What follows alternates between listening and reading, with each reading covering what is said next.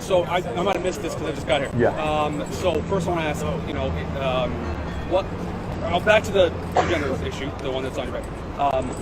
Is there some level of evidence that could change your mind on this, that could compel you to go, okay, I guess not? I will always read, and so the funny thing is, I sat down with Caitlyn Jenner for 2.5 hours 3 days ago, and I learned stuff about the transgender debate that I honestly, obviously, if I learned it, I didn't know it, but it opened my eyes on a lot of different aspects of it. Most importantly, the surgery that it takes to get gender reassignment surgery. It's nothing to be joked about. Sure. And Caitlyn Jenner says that it's something that a 15-year-old should never go through. That's what she said. So and you will notice I'm calling her she. Now, why would I call her she? Because she respectfully asked me. No one forced me to call Caitlyn Jenner anything. But we had a mutual connection. So as soon as we start to have laws, which exist in California, where you force people to call somebody something by under penalization of law, that's a problem. So sorry to.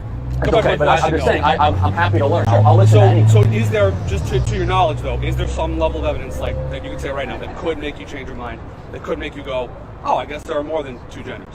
If there's or compelling, one, or I don't know, zero. If there's compelling evidence that there's anything beyond excluding intersex, chromosomal structure of XXXY, or if there's compelling evidence that there's no difference between males and females, which I would love to read, but I don't see that. One question, you said something earlier before, which was tying chromosomes and gender, right? XY male, XX female. Yes, is that what you believe? Is that correct?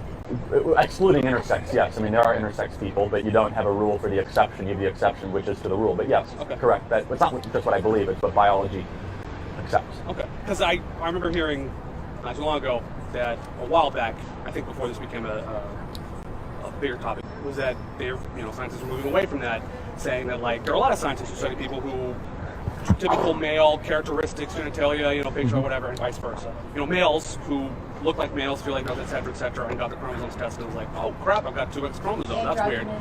Well, whatever, but it's not a social thing to them. Like they feel like they're men.